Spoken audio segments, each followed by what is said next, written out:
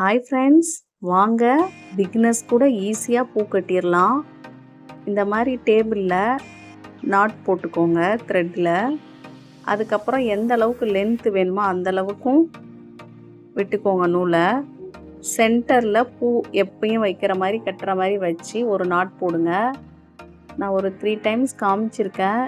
இது மாதிரியே நீங்களும் ஃபாலோ பண்ணி கட்டிக்கோங்க. நம்ம கையாலே பூ கட்டி வச்சாலே அதுவே ஒரு தனி அழகு தானே ஃப்ரெண்ட்ஸ்.